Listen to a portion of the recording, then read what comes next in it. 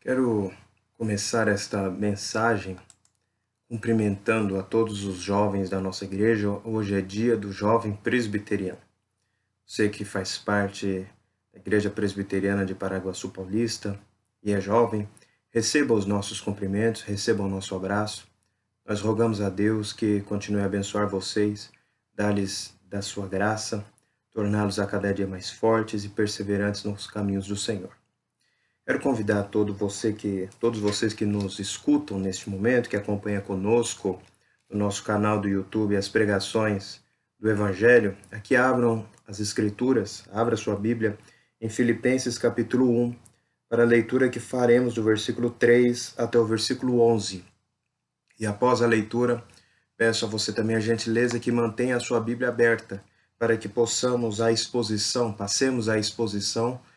tendo você como nosso companheiro, lendo cada um dos versículos conforme eles forem mencionados. Acompanhe a leitura. Dou graças ao meu Deus por tudo que recordo de vós, fazendo sempre com alegria súplicas por todos vós, em todas as minhas orações, pela vossa cooperação no Evangelho, desde o primeiro dia até agora.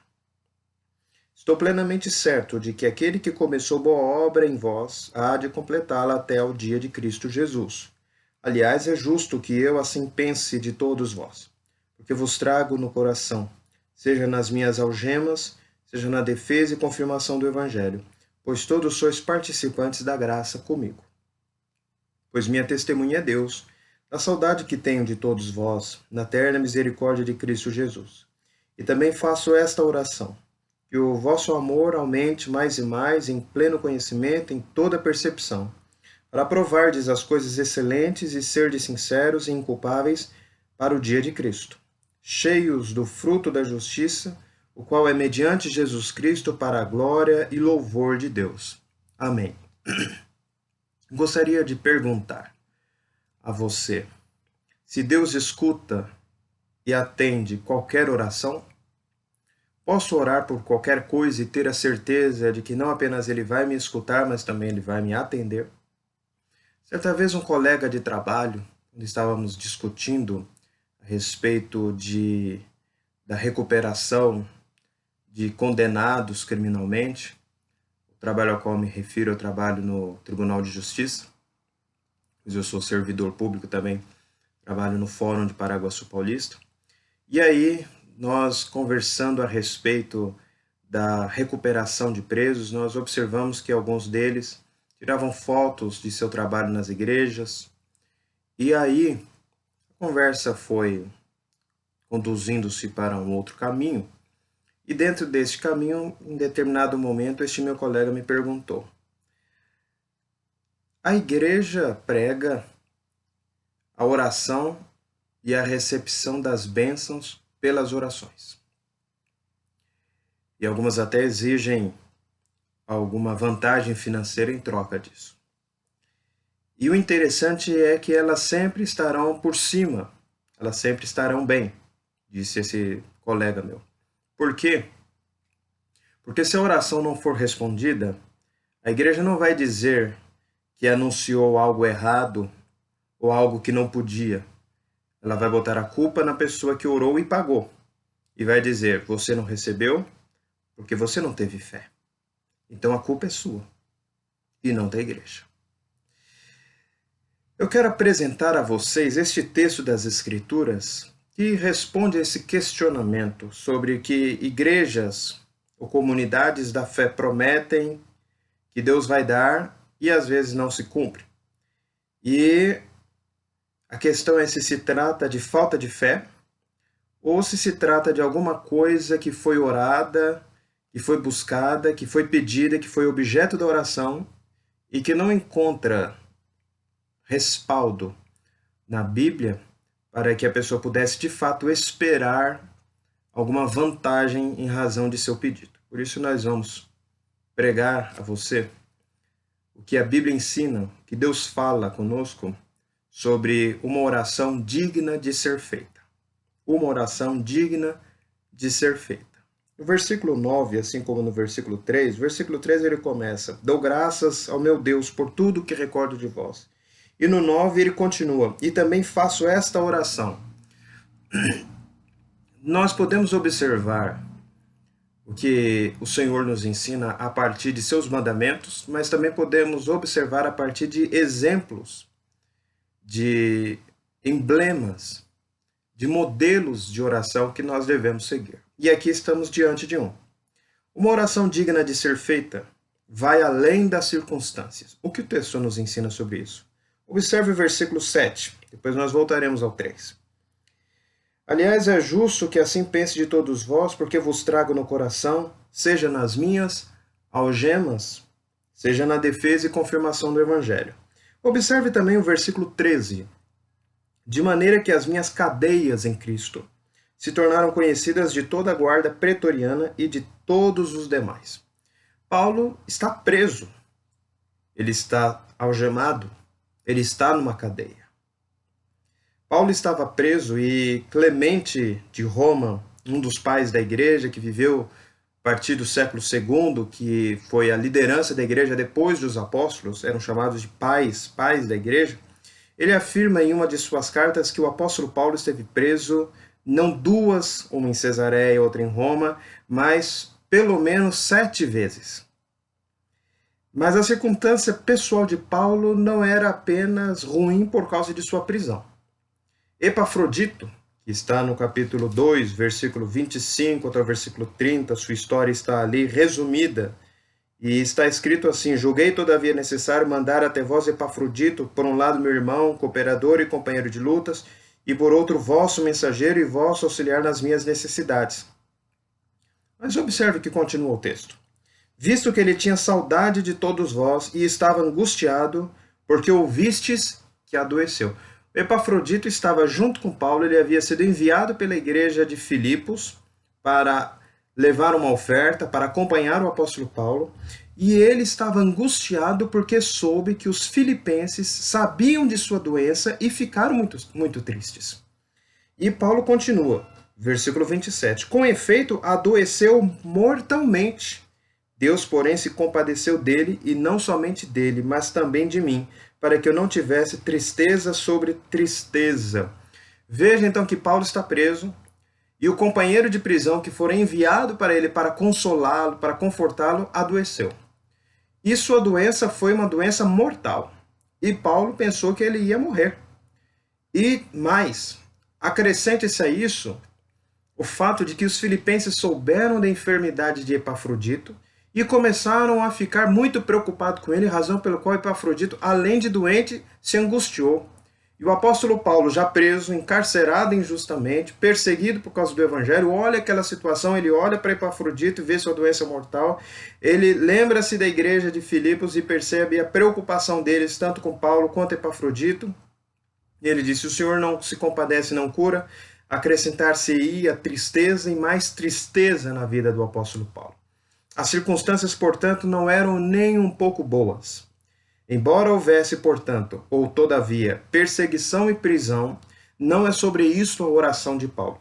Os irmãos ouviram durante a leitura ou leram em sua casa algo a respeito do apóstolo Paulo orando para que Deus pudesse suavizar a sua situação? Pelo contrário, ele diz até que no versículo 7, seja nas algemas, seja na defesa e confirmação do evangelho, ele está participante da graça de Deus juntamente com os crentes de Filipos. Isso é totalmente diferente da nossa teologia da oração. Embora não seja propriamente uma teologia escrita, dogmaticamente colocada, por vezes na prática nós oramos apenas para Deus abençoar as nossas circunstâncias. O que esse texto tem a nos ensinar? Embora o texto não nos proíba, Deus não nos proíbe de orarmos pelas circunstâncias em que vivemos. Mas ele não nos autoriza, não nos permite a pensar que as circunstâncias devem ditar a frequência e o assunto das nossas orações. A oração não é simplesmente uma arma de defesa para nos fazer como protegidos por um escudo contra os ataques que sofremos. Ela também é, e sobretudo é, uma arma de ataque, é o meio pelo qual a obra de Deus, o reino de Deus vai se espalhando. Por isso o Senhor Jesus Cristo nos ensinou a orar: venha o teu reino, seja feita a tua vontade. E mais, ele ensinou-nos a orar para que nós peçamos a Deus trabalhadores para a seara, porque grande é a seara e são poucos os trabalhadores. Ou seja, a oração é muito mais uma arma de ataque do que uma arma de defesa. É muito mais uma agenda positiva, uma agenda que impõe-se, do que simplesmente uma reação à agenda das circunstâncias do mundo, as circunstâncias da vida. Orar não é simplesmente pedir para que Deus amenize a nossa circunstância. Orar é algo que vai muito além. E é esse muito além que nós partimos aqui no versículo seguinte, versículos 3, 4 e 5. A oração digna de ser feita é agradecida. Note aqui o versículo 3. Dou graças ao meu Deus por tudo que recordo de vós, fazendo sempre com alegria súplicas por todos vós em todas as minhas orações, pela vossa cooperação no Evangelho, desde o primeiro dia até agora. A igreja de Filipos, meus irmãos, foi plantada pelo próprio apóstolo Paulo, debaixo de perseguição e de prisão. Atos capítulo 16 está descrito justamente este momento da história de Paulo, este momento da história da igreja. Vejam que, de acordo com este texto de Atos, o Espírito Santo impediu Paulo de ir para a região diversa da que ele estava pretendendo, que era a Ásia e Bitínia. O início da igreja de Filipos não se encontra nos planos missionários de Paulo, mas se encontra nos planos missionários de Deus. O Espírito Santo tira Paulo de sua rota para colocá-lo na rota que ele desejava, que era a plantação da igreja de Filipos. Ao chegar em Filipos, porém, Paulo percebeu que ali não havia uma sinagoga. Não havia 10 homens crentes, não havia espaço para pregação. Ele teve que alterar a sua estratégia. Primeiro, a igreja começa com uma alteração de planos e de rumos. O Espírito Santo coloca ele no rumo de Filipos. No segundo momento, Paulo tem que alterar também a sua estratégia, já que todas as igrejas plantadas pelo apóstolo Paulo se iniciavam com pregações dentro da sinagoga dos judeus. Mas não havia uma sinagoga aqui. Havia antes uma reunião de oração ao lado do rio. Mas Paulo foi para lá. Há também, como parte dessa história, o fato de que a expulsão de um demônio causou perseguição, açoites públicos, a vergonha pública, ao desprezo social e à prisão. Injusta, ilegal. Na prisão, enquanto estava de madrugada, depois de passar por todas essas situações, cantavam louvores Paulo e Silas, e os demais presos escutavam. Quando Deus os libertou por meio de um terremoto, embora Paulo e Silas não saíssem da prisão, mas tiveram a oportunidade de pregar ao carcereiro de Filipos e batizar toda a sua casa. Deixaram apenas um pequeno grupo de discipulado na casa de Lídia, a primeira convertida. Não deixaram uma grande igreja estabelecida, mas um grupo pequeno, diminuto de discípulos. Havia muita coisa ruim para Paulo lembrar, mas a única coisa que Paulo se recorda em oração e gratidão é da cooperação dos seus irmãos. As circunstâncias da vida, mesmo aquelas que vivemos na nossa igreja, podem nos fazer lembrar de muitas coisas ruins que aconteceram conosco e que aconteceram com você. Mas Deus nos ensina que nós devemos não olhar apenas as coisas ruins que acontecem conosco, mas ver como Deus vai abençoando e fazendo com que a obra dele possa produzir muitos frutos, por meio de nós e por meio do próximo. Nós somos usados para abençoar o outro, e o outro é usado para nos abençoar. Muitas coisas ruins podem acontecer enquanto nós estamos trabalhando na obra do Senhor, mas é bem verdade também que muitas coisas boas acontecem. Paulo aqui nos serve de um modelo sobre como Deus lida com todas essas coisas. Nós devemos ser gratos a Deus por aquilo que Deus nos dá. Paulo dá suas graças a Deus quando se recorda de Filipos, porque ele não se lembra, ou aquilo que ele se lembra de perseguição, de prisão, de açoites, é bem menos importante do que cooperação no Evangelho, a parceria dos crentes em Filipos para o desenvolvimento do reino de Deus naquela cidade. Uma oração digna de ser feita é uma oração cheia de gratidão. Como são suas orações? Cheias de ressentimento? Como são minhas orações? Com um desejo de vingança?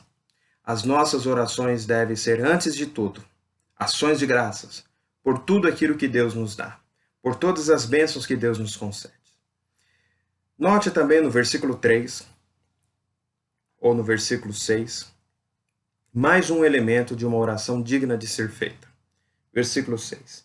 Estou plenamente certo de que aquele que começou boa obra em vós há de completá-la até o dia de Cristo Jesus. Uma oração digna de ser feita é confiante em Deus, não na própria fé, não nos próprios merecimentos. A própria experiência de Paulo já era suficiente para provar que aflições, perseguições, prisões, açoites deveriam ser aguardados pelos crentes. Mas Paulo tem como convicção absoluta de que a igreja que ele plantou em Filipos seria apresentada a Jesus no último dia. E por que ele tem esta convicção plena, absoluta? Porque quem sustenta a igreja é Jesus. Nada pode fazer com que a igreja tenha a sua marcha, o seu desenvolvimento freado. A igreja continuará a se desenvolver. A igreja continuará a marchar. A igreja continuará a ser conduzida por Deus em triunfo. A igreja continuará a ser preparada para o encontro com o Senhor Jesus nos ares. Porque quem sustenta a igreja não são os nossos joelhos. Quem sustenta a igreja não é a nossa força.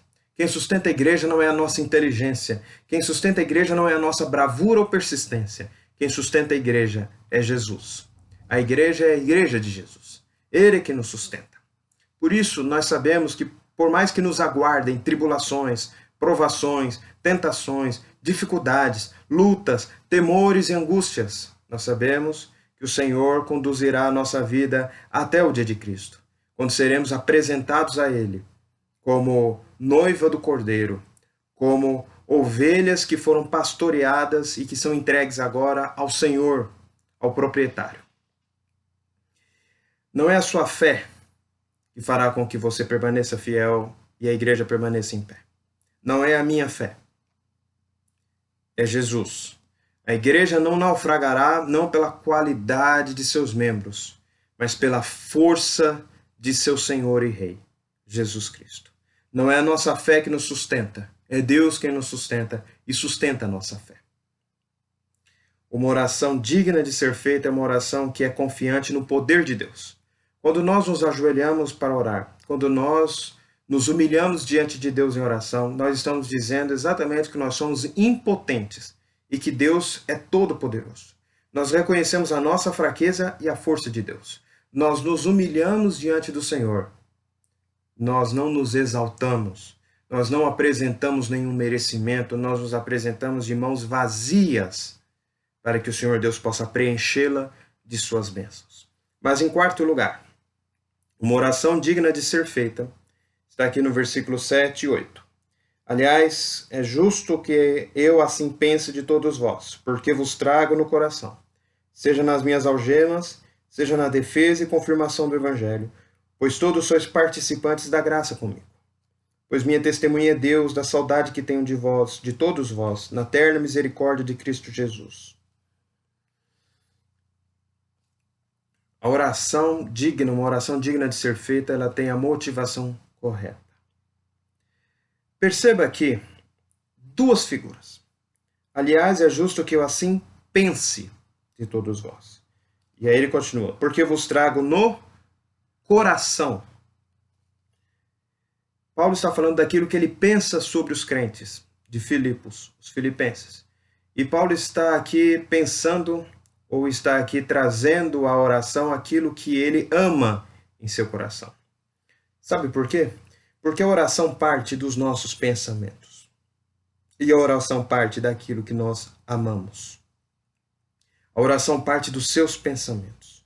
O que você sabe sobre Deus e sobre as pessoas definirá o conteúdo de suas orações. Por isso é importante que nós oremos lendo as Escrituras. Que nós oremos depois de ler a Bíblia. que nós oremos pedindo iluminação do Espírito Santo para que aquilo que nós estamos lendo possa moldar o nosso pensamento.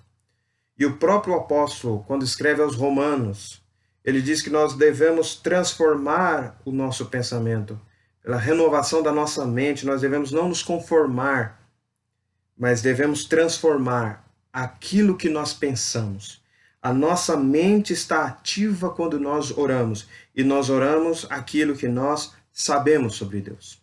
A forma como nós oramos depende daquilo que nós sabemos sobre Deus. A forma como nós oramos e o conteúdo da nossa oração depende daquilo que nós amamos. Paulo ama a Deus. Paulo ama os seus irmãos em Filipos. Por isso, ele ora como ele ora. O que você ama levará você a agradecer ou a pedir algo. O coração de Paulo não está nas riquezas da terra, mas nas bênçãos celestiais. O propósito de Paulo não é seu bem-estar momentâneo, o alívio de suas prisões. Aquilo que Paulo ama e aquilo que ele busca é o bem-estar de seus irmãos na fé. Não um bem-estar físico meramente, mas um crescimento que nós vamos observar daqui a pouco, no próximo versículo. O que Paulo sabia? O que Paulo amava? Nós encontramos nesse texto o conteúdo dessas respostas. Mas se você me permite, eu gostaria de perguntar aquilo que você pensa sobre Deus. O que você pensa sobre Deus? O que você ama?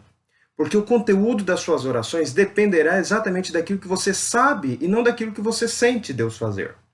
Aquilo que você sabe sobre Deus fará com que você ore.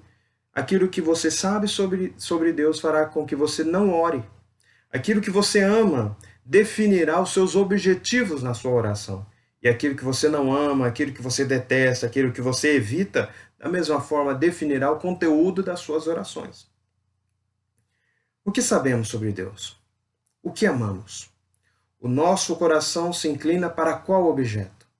Nós sabemos que as Escrituras nos ensinam que nós devemos amar ao nosso Deus de todo o nosso coração, de toda a nossa força, de todo o nosso entendimento e de toda a nossa alma.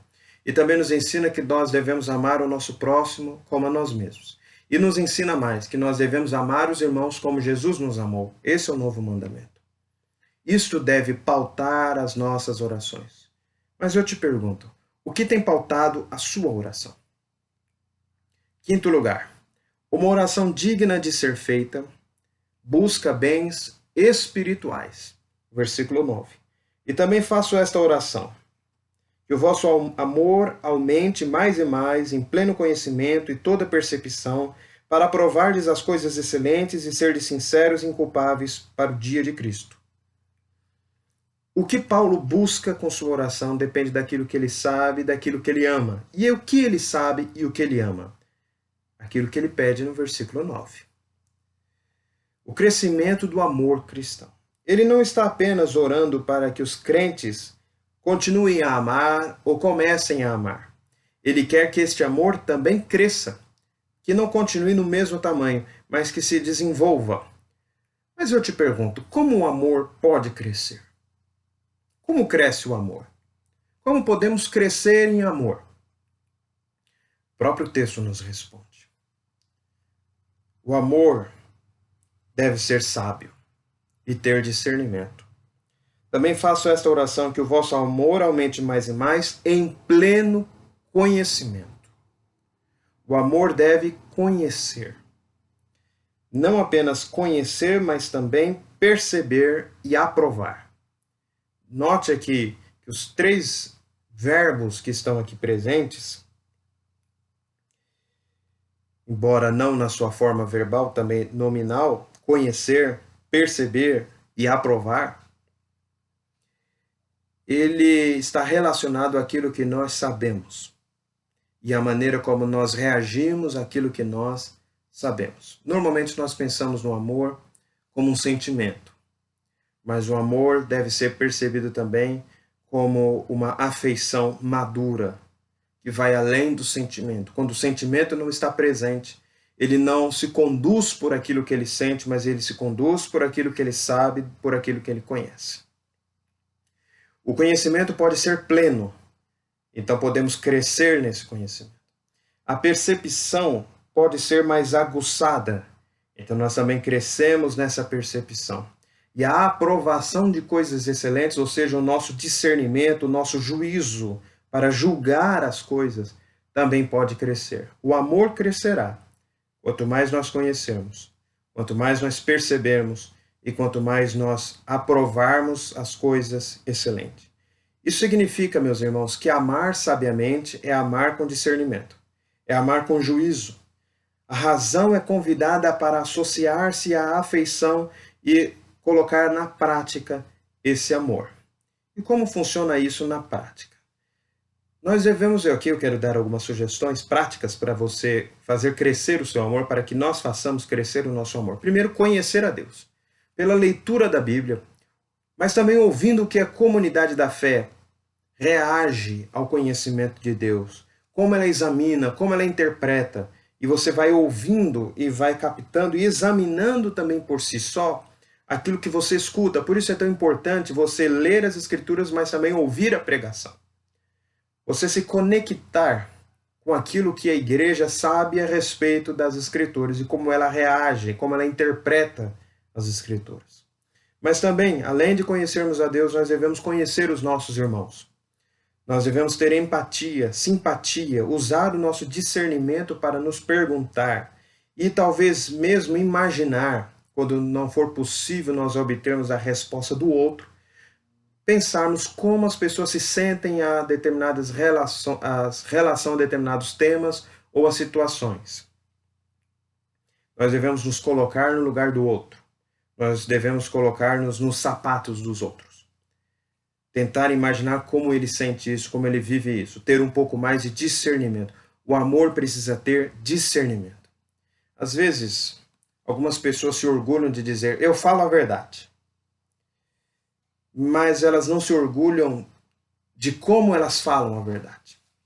Falar a verdade e falar a verdade em amor são duas coisas diferentes.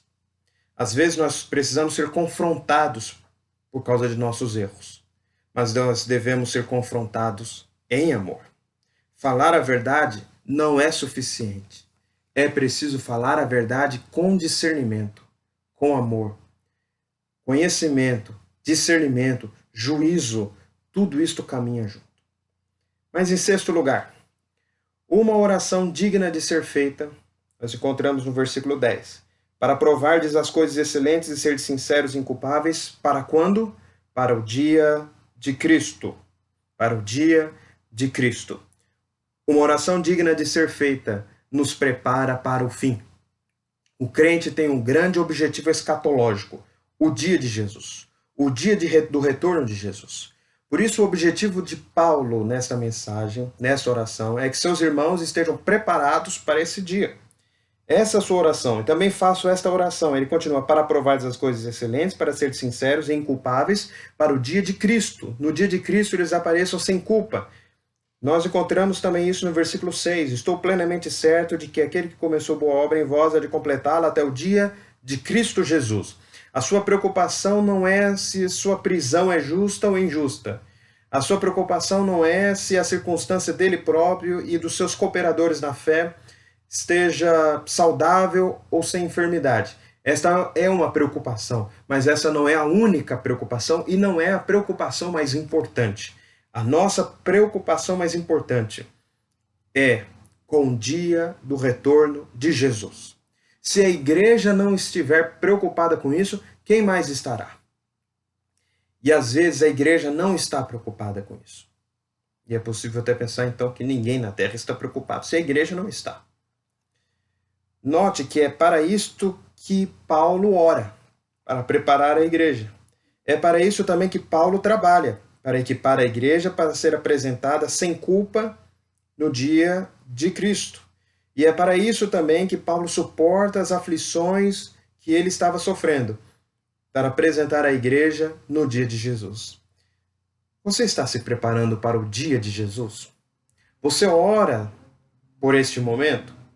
Você cria esta expectativa? Eu sei que hoje nós estamos com a expectativa de que esta pandemia acabe, que possamos voltar às nossas atividades e voltar às nossas vidas. Mas essa pandemia também serve para que nós possamos refletir a respeito do que é mais importante nas nossas vidas. Se para você o retorno de Jesus for algo muito importante, tenho certeza que você passará por este momento com muito mais alegria do que se não for. O texto nos ensina, meus irmãos, que a preocupação principal de Paulo e a razão pela qual ele ora e ele trabalha e ele suporta a aflição é para apresentar a si mesmo e a igreja no dia de Cristo. Que esta seja a sua preocupação.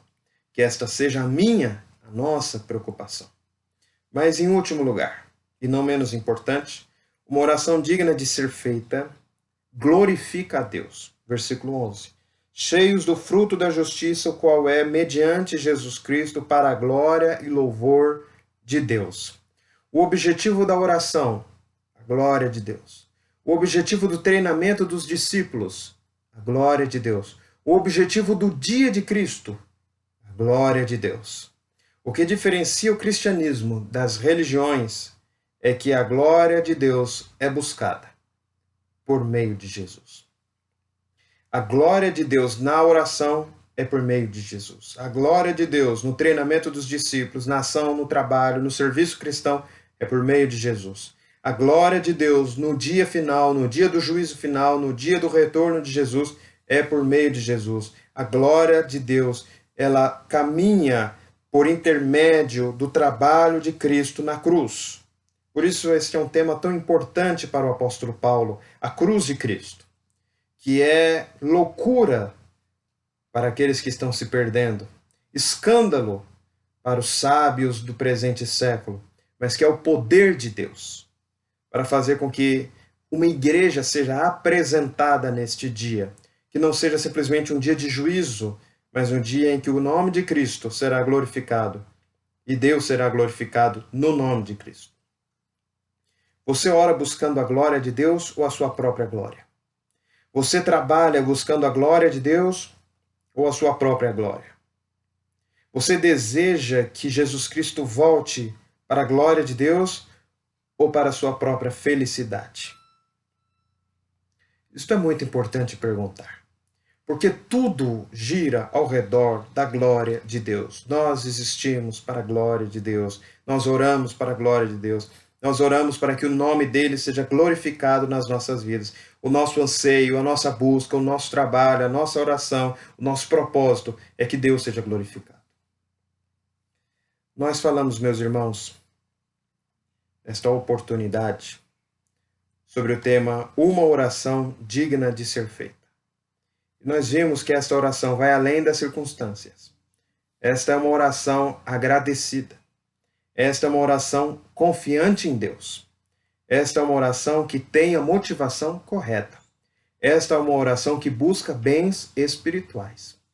E esta é uma oração que nos prepara para o fim. E esta é também uma oração que glorifica a Deus. Como é a sua oração? É uma oração digna de ser feita como a oração do apóstolo Paulo, como acabamos de ler? Deus nos ensina a oração que ele quer ouvir, que é a oração que ele vai atender. Orar como ele deseja é orar buscando a glória dele. É orar buscando que ele seja glorificado por meio de Jesus. Essa é a oração que Deus escuta, essa é a oração que Deus atende. Amém. Vamos, meus irmãos, orar? Deus amado, nós te agradecemos a tua palavra que acabamos de ler e que acabamos de pregar. Permita, Senhor, que cada um dos nossos ouvintes, os nossos irmãos da Igreja Presbiteriana de Paraguaçu Paulista, de outras igrejas, ou mesmo daquele que ainda não é membro de nenhuma igreja e que escuta esta mensagem até agora, que possa ser também abençoado por esta mensagem, que é a tua mensagem. Pedimos a tua bênção para o teu povo. Pedimos, Senhor, sustento, graça, cura para os enfermos. A tua bênção, Deus, para aqueles que estão sem alento, sem força, Senhor.